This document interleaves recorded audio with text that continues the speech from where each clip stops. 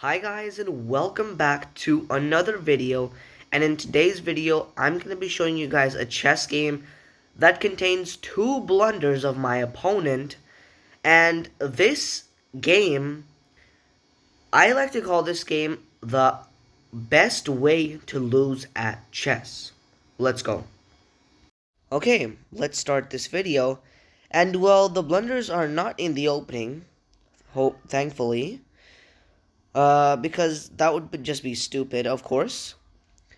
The opening was like a basic opening. I started the game with e4, e6, and d4. Oh, and by the way, my opponent is Greek. And in this game, I wanted to play the Greek gift sacrifice. I was thinking of it in this game, but that didn't happen. So yeah, just wanted to let you guys know what I was thinking during the game because I really had this super nice idea of playing the Greek gift sacrifice. And after d5, I play e5. The advanced variation.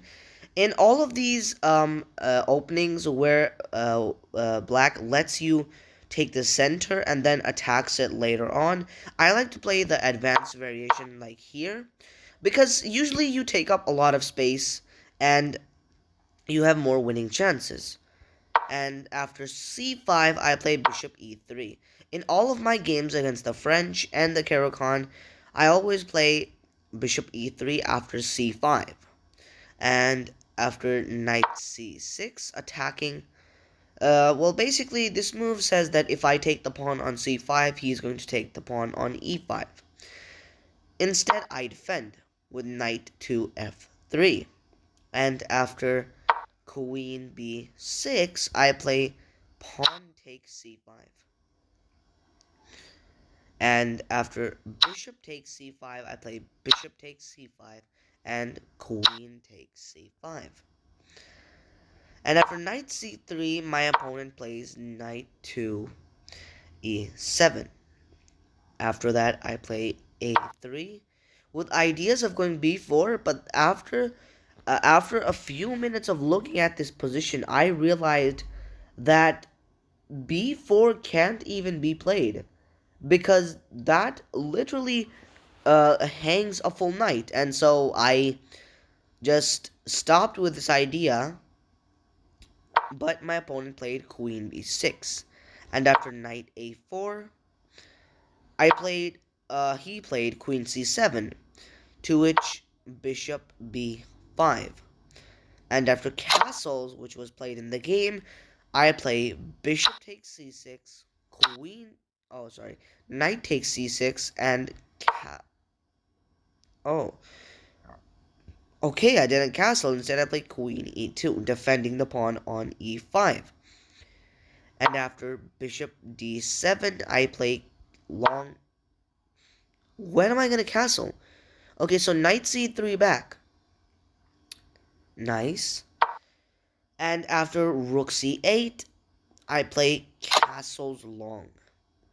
And now my rook is in the game, and this is looking pretty good for the white pieces. I mean, there's not much of an advantage, but this position looks quite good. And after knight a5, I play king b1. I thought that there were some checks. Well, there weren't any checks, but I didn't want my king to be on a square where it would be vulnerable. And so after king b1, my opponent, this is the first blunder of the game. Here in this position, my opponent blunders with the bishop a4, hanging a full bishop, and I just take. Even the engine suggests just taking, because there's no tricks here. You can just take the you can just take the free piece, and after b5, I play knight c3, and after knight c4, I can probably take the pawn on b. No, actually, I can't. But I did play that in the game because this gives away queen b6, which I missed, and I took the pawn. And this is a mistake because it gives like the black pieces a piece back. And so after knight takes a3, another blunder, I just take. There's nothing here. I just take, and I'm up 2 knights, and this is completely winning. And I could have maybe I could have maybe converted the game, but instead, after queen a5, my opponent has ideas of going rook b8 and taking on a3. To which, rook c1, I am playing defensive now because, of course, I've already played offensive, and now it's time to defend. And after rook b8, I am playing queen d3, defending the knight. And so the knight is not hanging now.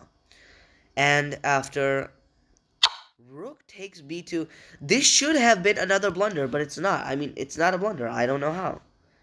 King takes b2, and rook b8 check. King a2. I think king a1 was a little better. Yeah.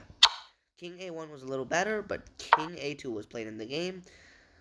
Oh, and this... Oh, it ends now? Oh, yeah.